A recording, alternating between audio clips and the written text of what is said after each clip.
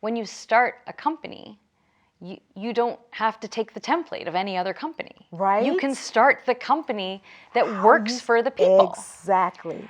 And so because my kids were already here, and because my colleague Rabia had 2 little ones around the same age, and my colleague Huda, she had 3 little ones, and she's a single parent as well, we were able to build an organization that works for parents who need to prioritize their children's well-being. And isn't that the message of what we're doing at Miry's List?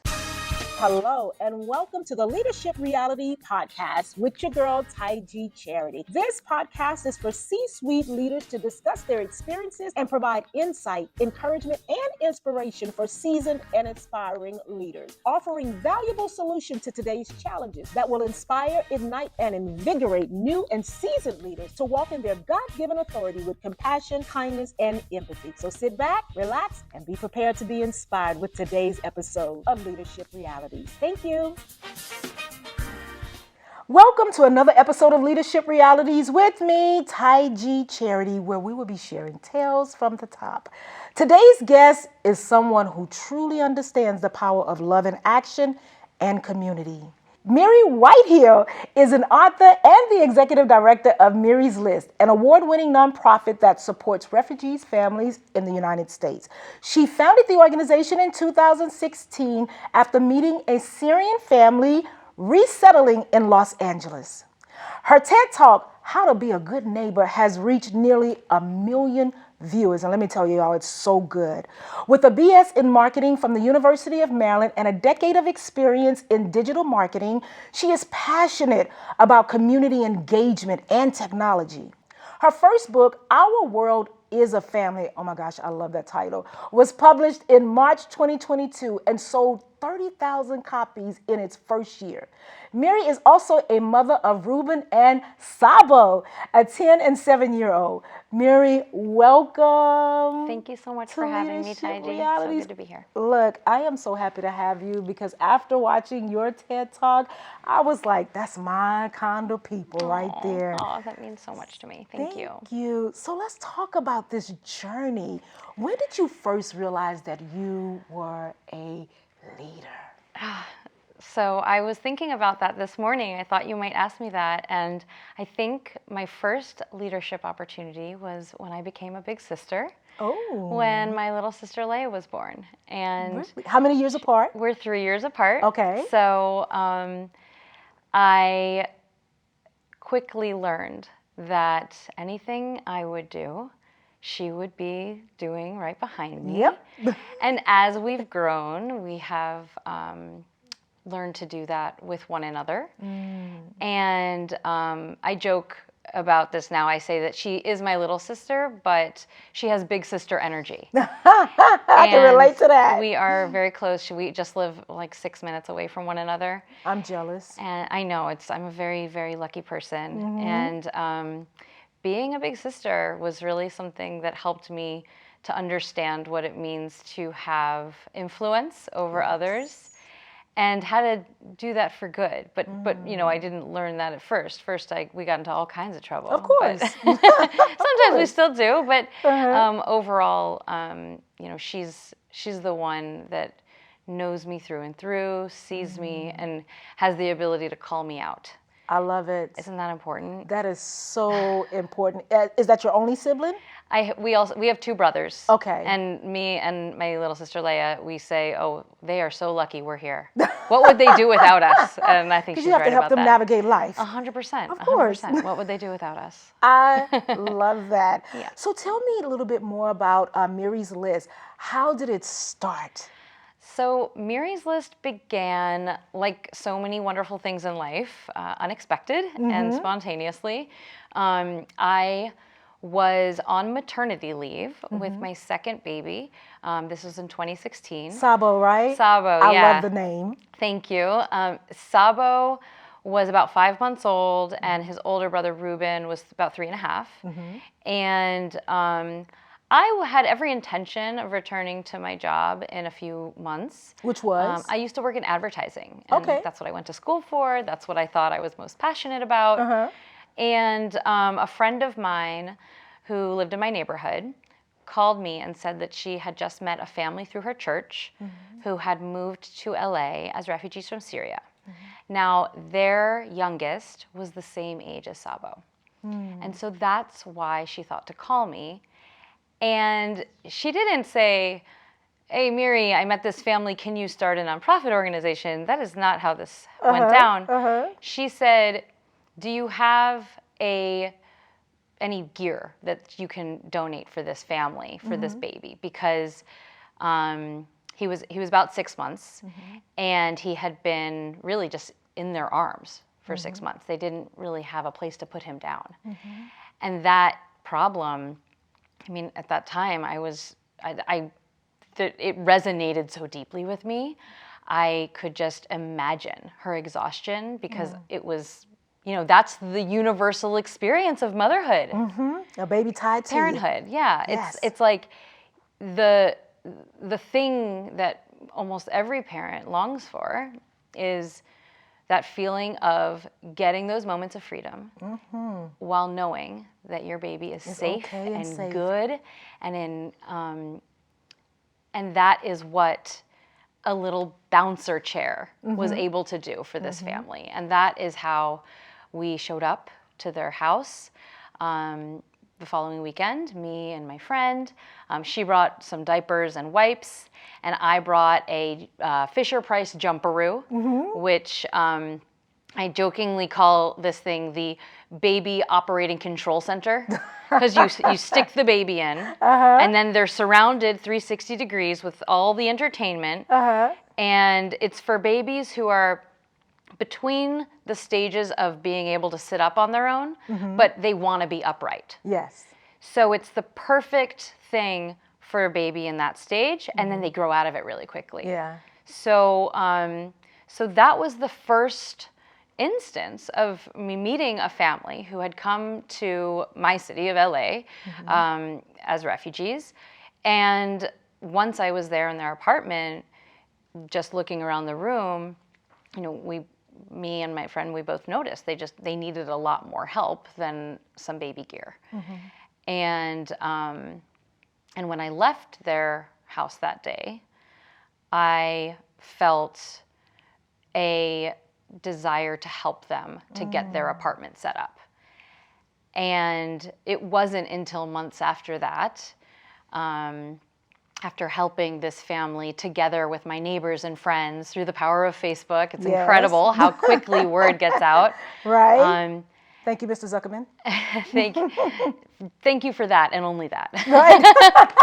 So, the weeks following that meeting, it was just incredible because, I did this Facebook post of asking my neighbors and friends, hey, can you help me out to help this family get their home set up? Yeah. And it was like so many people were just jumping at this opportunity to help this family out. And most of those people never met them. Right. And so it was kind of this moment of two things happening almost simultaneously.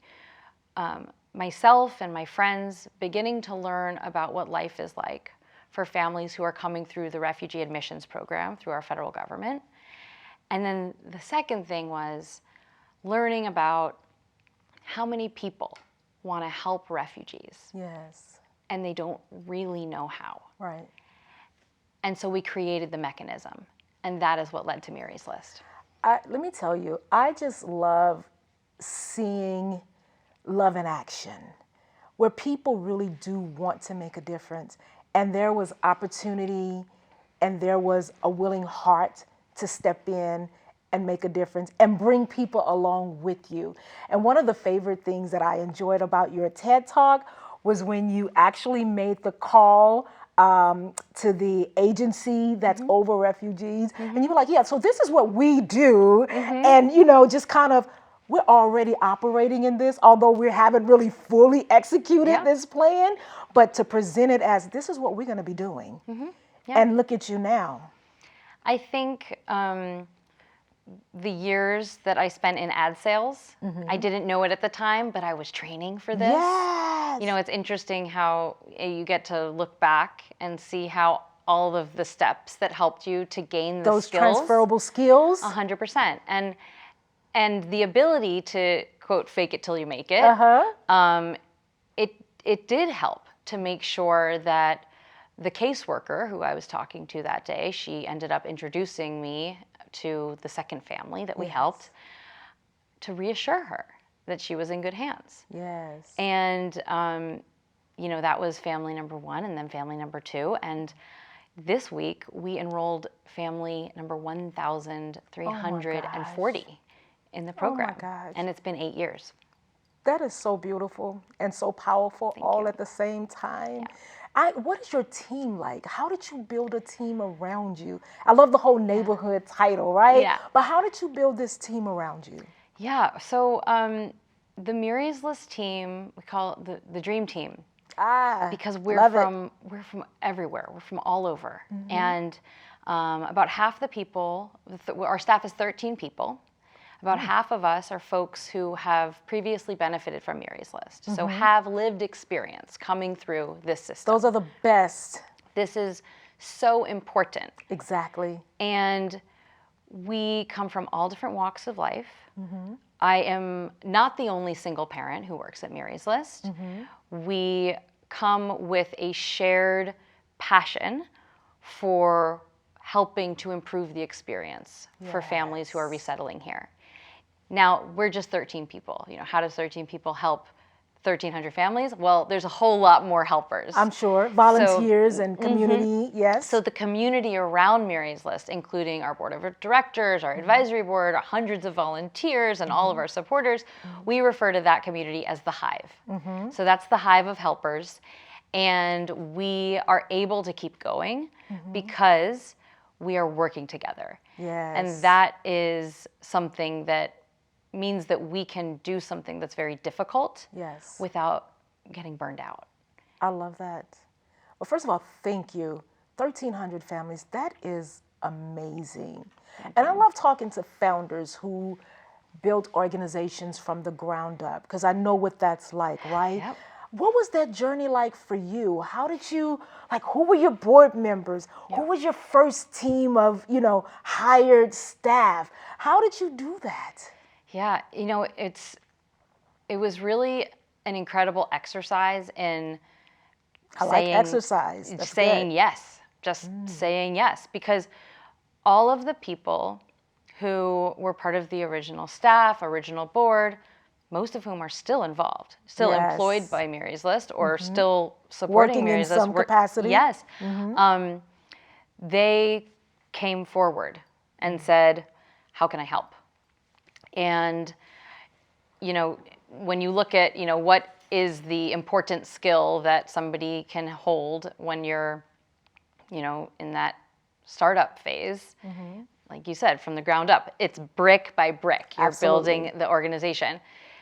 Being able to say yes. And if you have an internal need to do everything, you're going to burn yourself out. Ooh, tell me about it. And we've all done it, and I did it 100 times before. Yes. And I think that what was different about this time was that I was not starting with a business plan. I was showing up at someone's house with my baby in the carrier and my toddler in the car seat, meeting new friends, sitting on the floor, having a meal together, talking about what their journey has been like, and then working with my friends to help them out. Yeah. It was the most natural thing. It was a heart journey. It was so heartfelt, and it still is. And that just made it a very joyful experience. Now, not easy, right? But joyful. Every step of the way, it has been a genuinely loving and memorable and joyful experience. Good. And it has added so much to my life in addition to the other people who have been involved.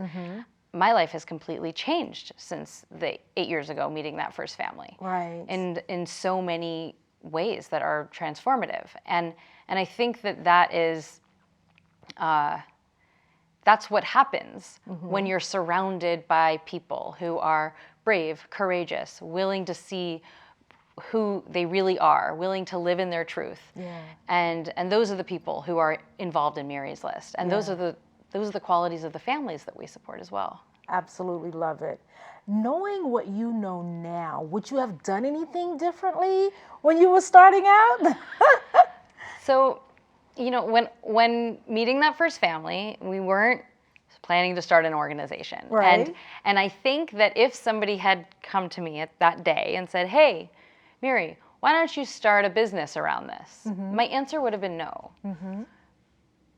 Because I had 2 kids under age 3 in my care. I was just barely keeping myself together. I couldn't Take on something else. No way. Right.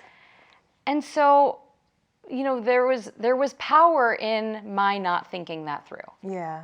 And so if I could go back and do something differently,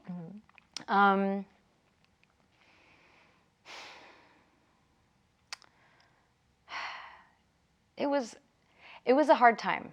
Yeah. It was a hard time, not because of the work that we were doing to build the organization, but because of what was happening in my life at that time. I was at the end of a marriage and I didn't know it yet. And the day that I met that first family, I was in the mindset that I had to stay. That ending a marriage is a failure. And that mentality, is taught to us, is taught to women, and it varies from culture to culture. But, I grew up Orthodox Jewish, and in our culture and in many others, this is what we learn. Yeah. And then it was through the process of meeting that first family, sitting with them in their home, not that different from this. We didn't have chairs. We were sitting on the floor, but we were just chatting. And I was looking at the way... And you all didn't speak the same language, right? No. They speak Arabic. I speak English. I also speak Hebrew, so we were kind of making sense of it. We were also using the Google Translate app. Okay. But you don't need to share a language to look at someone and notice the way a husband looks at his wife. There was a lot being communicated that had nothing to do with language. Yeah. And then the second family, I saw that again. The third family, I started being in people's homes, seeing what healthy family dynamics looked like. Yeah. Eventually, it took me years, but eventually I got to the point where I learned that ending a marriage is not a failure. Staying in a marriage that is unfulfilling is actually the failure. Interesting. And for me, it took that change of the way that I saw what was happening in my home to be able to follow in the footsteps of these families I was meeting. These are people who have made life or death decisions for their children's futures. And in some ways, I found myself in a position where I had to be a courageous parent like them.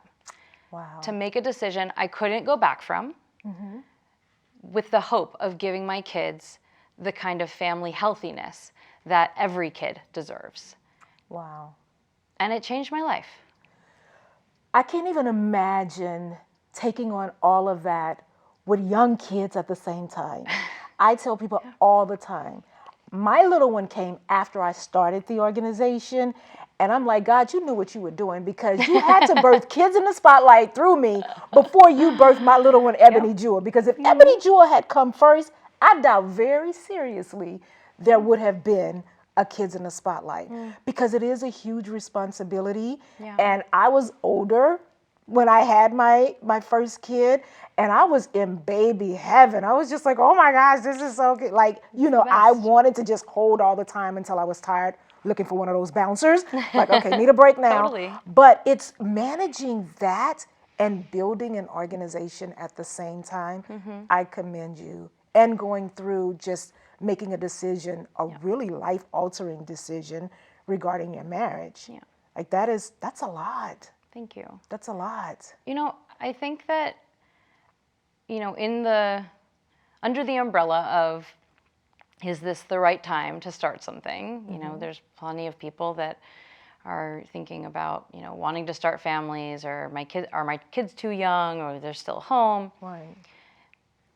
But there was a lot of power in the fact that Miry's List was being built while me and the friends we were building it together, we all had little kids. Yeah. Because when you start a company, you don't have to take the template of any other company. Right. You can start the company that works for the people. Exactly. And so because my kids were already here, and because my colleague Rabia had 2 little ones around the same age, and my colleague Huda, she had 3 little ones, and she's a single parent as well, we were able to build an organization that works for parents who need to prioritize their children's well-being. And isn't that the message of what we're doing at Miry's List? The program is all about prioritizing the well-being of families. So there was a benefit of doing it with our kids there. Yes, it was exhausting. I'm sure. But what it means is that it's now been 8 years, and Miry's List is a place where anybody is able to work and able to balance the many demands of parenting and being in a family and prioritizing their kids, and also contributing in a meaningful way to their job. Absolutely. Yeah. Do your kids fully understand the magnitude of what you're doing and the help that you're providing for these families? Are they able to grasp that yet? So, they've grown up with Miry's List. Okay. This has been part of their lives as long as they can remember. My oldest, Reuben, he was the first volunteer. He would help to Love it. categorize the toys. He was 3 years old, and he would just go through One for donations. them, 2 for me. One for them, exactly. 3 for me. Exactly. It was not that different. Or, he would get a new toy, and then we would go through his room and pick out 2 that we could give to another family to kind of make room for things. And so this has been part of their life. Yeah. So for them, That's it's so good. normal, and it's very different from the way I grew up in terms of diversity of the people in their world. Yeah. I was raised in a very homogenous community. There was very little diversity in my world until I went to college. I went to University of Maryland, and then after that, I moved to Tel Aviv, and I was living in an extremely diverse community. For my kids, that's not the situation. They have friends from all over the world. That's good. They know what languages are spoken in Afghanistan. They've experienced food from all these different cultures. And I think that is something that I am really happy to have provided them through this work, and hopefully something that they'll be able to look back on and be really proud of, and to continue that in their life as they grow. No doubt. The seed is there, and apparently it's being watered continuously. So I absolutely love that. What's the future for Miry's List? Like, are we going to continue, or do you have a broader vision for where you want to go? So we just had our 8th birthday this year. Happy birthday! Thank you. Thank you so much. And, when Miry's List began, the day I met that first family, Barack Obama was still president. Okay. And so in the last 8 years, we have seen the full spectrum of what the United States system for refugees looks like under different government administrations. And here is what we've learned. No matter who is in the White House, no matter what the immigration policy is of the federal government, there will always be a need for community-based systems to support refugees when they get here. Yes. And that is what we know to be true. Yeah. We know it to be true based on the over 5,800 people who we've supported in the last 8 years, but also we know it to be true from the incredible number of studies that have been done that look at the benefits for communities at large when this kind of integration work is happening. So that is what we see for the future. More community-based pipelines of support for refugees, whether it's through Miry's List or one of the other hundreds of community organizations doing this work across the country. Yes. You know, we are together in this vision for a United States resettlement experience that is positive, that arriving to the United States as a refugee can mark the end of a refugee journey and the beginning of an incredible life of fulfilling contributions here in the United States. Hopes both and dreams, right? giving and receiving. Yeah. Yes. That's what we all want. And it's what good we all want. for every single person in the community. It benefits every kid in the classroom, every kid on the playground, and that's what we see for the future. What would you say to those people who don't necessarily see the benefits? What would you say to them? You gotta look harder. That's good. Yeah. If you don't see the benefits, you're just not looking. That's good. And every single person in this country has benefited from immigration, whether or not your family has a lived experience with it or not. Right. And that's a fact. Yeah. And that won't change. This is our world. And when you're looking through just the eyes of love, and I always tell people, I just have this belief system based, I guess, on biblical principles of just really treating people the way I would want to be treated. That's so true. It seems like just a very basic principle. Yeah. Where we all want to live the American dream. Yeah. We all want to be heard. We all want to be seen. We all want to be validated. We all want to feel like we're making a contribution. And we all get this joy of elevating other people. Sometimes we don't know it, until you start elevating other people, right?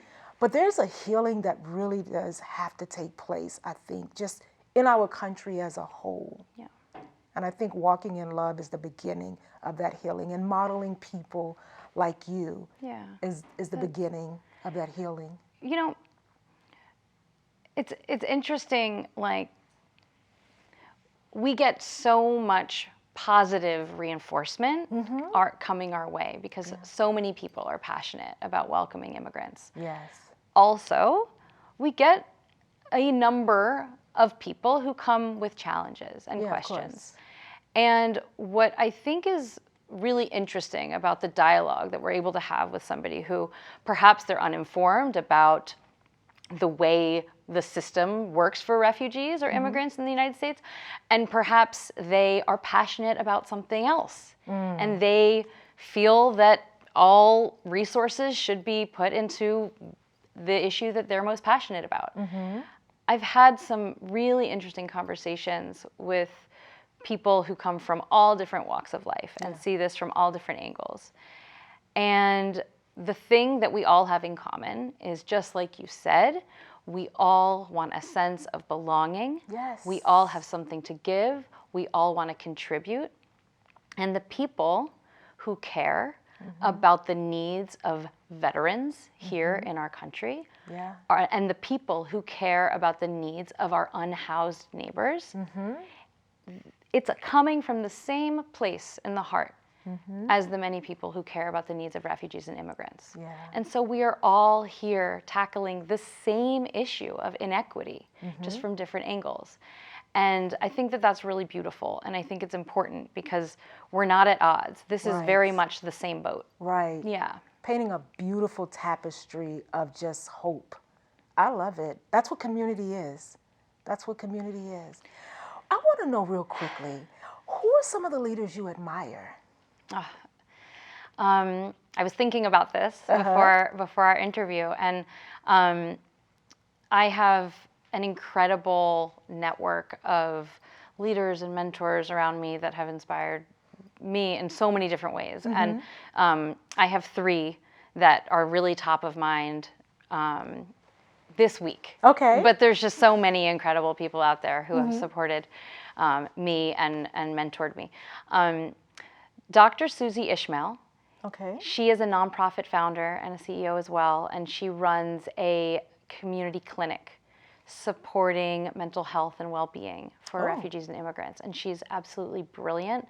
And the thing that inspires me so much about her work at Cornerstone Collective is the huge amount of heart and love that she pours into every single part of this organization. And she ran a training actually for the staff at Miry's List. It was about cultural competency and supporting mental health for immigrant communities. And it's just incredible to learn about something that is so technical and clinical, but through this lens of loving community care. Yes. And she is a leader who just leads with so much love. And I just really want to It's like a magnet, be right? like her. Yes. I'm like, you have so much power in that big heart. And it really comes through. Another leader who I really admire is Jessica Santana. She's the founder and CEO of America on Tech. And they are challenging economic inequity through providing tech resources and tech training to kids. And she's incredible. I had the opportunity to meet her at a conference a couple of years ago, and she said something to me that has stuck with me. She said that when you are a founding CEO, you need to be planning for who's going to be leading next. Ooh, the succession planning. Yes. She said the entire time, if you're not succession planning, yes, there cannot be a future for your organization unless you're succession planning. And when she said that, it really planted a seed inside me because, we're so busy. We're so busy starting the organization and thinking of all the details and spinning all the plates. But it was such a solid reminder that, yes, we envision this long future for Miry's List, so we need to be succession planning, not just for my role, but for every single position at Miry's List. Absolutely. Who are the next generations of leaders who are going to be taking the torch and running with it to make it even better? Yes. And that really stuck with me. She's incredible, and I highly recommend following her on Instagram. She's amazing. I love that. And then the third person who is really rocking my world right now is Esther Perel. And I had... I'm learning about new people. Oh my gosh, she's it. incredible. I read several of her books, but I just saw her. She did a tour where she basically had a live show. She's a psychotherapist. Okay. She was like Bono on stage. It was like sold out theater, and she's a relationship and sex therapist. And that's an interesting combination. oh my gosh, she's so brilliant, and she's the child of Holocaust survivors, and she brings so much insight and brilliance and understanding of trauma into this work of relational therapy. And the thing that inspires me most about Esther is that she's very brilliant, but a lot of people are brilliant. Why is she so special? She takes her brilliance and then she puts it into so many different formats because she understands that everybody learns differently. And so you can learn from her through her books. You can learn from her through her online videos. You can learn from her she made a game. There's a card game you can play and learn psychotherapy from her through this relational therapy through Esther Perel. She does these live shows. She has a podcast called Where Should We Begin? And I love how she has created so many ways for people to find and connect with the important work that she does. Yes. And that really inspires me because I feel like the work that we do at Miry's List is so important. And I think about, okay, how do I create more pipelines for people to find their way that is unique to what inspires them, that is unique to their learning style. Yes. And that ultimately is how we'll be able to reach a lot of people. And I think Esther Perel is a great example of that. We're going to be looking up all 3 of those leaders, okay? Please do, this sounds amazing. Yeah. They sound amazing. Yeah. So how would your team describe you? How would my team describe me? Okay. I think my team would describe me as caring, as a good mom. I I think they would maybe describe me as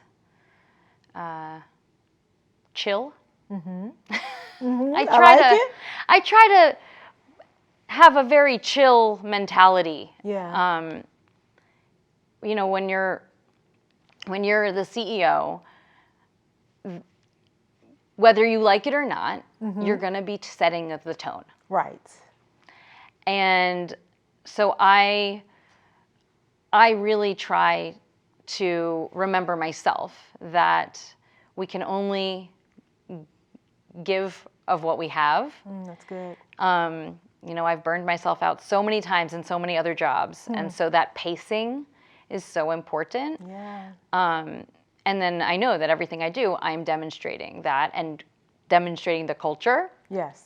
So I try to keep that in mind. So I think that's how my team would describe me. And we have a untraditional work structure at Miry's List. Okay. So we don't have a hierarchical org chart. Our org chart is actually a wheel shape, and we have different departments, and all of us are working together and in small groups. That means that, you know, imagine a wheel. A wheel is turning, so... I'm thinking about the emotions wheel. Yes. Is it like that? Okay. So on a wheel, there's always one part that's touching the ground. Right. And at that moment, that's the most important part of the wheel. Okay. But the rest of the wheel has to be there for the integrity of the whole thing to work. Yes. And that is how Miry's List is structured. As we move through the day, that wheel is turning. We're going to be responding to an emergency with one of our families. At that moment, Family Services Director, Huda Abu Garbe, she is the most important person in the wheel because she is on the phone with the dad who needs critical support for his kid. And then the next day, it will be something else. Or the next hour even, it'll be something else. That is so creative. And that means that everybody at Miry's List is important to mission delivery. I absolutely love that. You have to share that wheel with us. I absolutely will. I love that. I love that. I'm just picturing it in my head, and I'm also thinking about, you know, my organization and how we structure things, and I like that. Just, you know, right now, this is the most important thing. Because sometimes you feel like everything is important. Well, I do. I tend to like, everything is important. Yeah. Wait, we out of tissue in the bathroom? Wait, what? How do we get out of tissue in the bathroom? Like, we gotta get tissue in the bathroom. You know, everything. And I'm really big on presentations. I like for people to come and feel like, wow, like I feel like I'm at home. I like my friends to feel like family and my family to feel like friends. Yeah. You know, that's important. And I like to be able to present that way. So everything. And then when it comes to the youth we serve, like that's just always the top priority in the work that we do. But I love the whole wheel concept. I think that something that was really difficult for me in previous jobs, and I worked usually at larger corporations that had, you know, traditional hierarchical styles of management, that there was, whether it was deliberately said or not, there is this expectation of a compartmentalization of the individual. Yeah. That when you come to work, you're there to work. You're not a mother. Right. You're not a spouse. You're not a volunteer. You're not someone who belongs to a church. You're there to do your job, and that's it. Right. And in my experience, being in roles like that, it becomes so exhausting because you have to change your hats, and the process of changing a hat is its own exhausting experience. But you end the day feeling like a person who's scattered, and you're all these different parts just sitting next to one another, parallel play. And that's something that we have been really intentional about in the building of Miry's List, not just like hiring, but also the creation of policy that supports the fact that we don't want you to compartmentalize who you are. We want you to be your big bad self here. Ooh. And that means that it's been 8 years, and a lot of the people who were there in the first year are still there. here, still with us. Yeah, yeah. This is so good. We can unpack so much of all of that. I love that. You seem to be a very thought leader and a very thoughtful leader. Thank you. And I absolutely love that, because valuing the team. I tell my team all the time that teamwork is the best work, right? Absolutely. When we all understand we're here for the mission and the impact. I often call myself an impact junkie, because Yeah. I am just, it's something about being able to meet a need, fulfill a need, and knowing that I have contributed to just the transformation of someone's life in some way or another. And we did it together as a team. It's not an I thing, it's a team thing. 100%. 100%, right? And it's what community looks like. And bringing in others who also have a like heart and a like mind to serve is just, we sleep good when we think about, the impact. Yeah. But then sometimes we can't sleep because we think about the needs, right? 100%. It's that going back and forward, right? Yeah. It's, the challenge of working in a direct service capacity, which I'm sure you can relate to this, Yes. is you have to surrender to this Yes. realization that you will never be able to meet the need. Yeah. No matter how good we do this, no matter how much money we raise, how many people we hire, there will always be a need that is bigger than our capacity. That's why we're here, but also it's very troubling. Yeah. It feels frustrating, right? Yeah. And we essentially have to walk around the world and do our work while knowing that reality. And that's very challenging. Oh, the word of the day is surrender. That's so good. Thank you. And it sounds scary at the same time. Yeah. But that's the reality. We really do have to surrender. We really do. That is something that we can do as leaders. I think that the pressure on the leader to have it all figured out, thought through, we have a plan for everything, backup plan, plan B, everything's in control. Right. That's a facade. Right. And it's a delusion. That's an even better way of putting it. It is a delusion. Right. And so if we can demonstrate that we recognize how out of control, we're going to do our best, we're going to be strategic, we're going to come to work with a cup full, and we're going to do our best to help as many people as we can. Yeah. But also, we don't completely control everything. There are so many outside forces.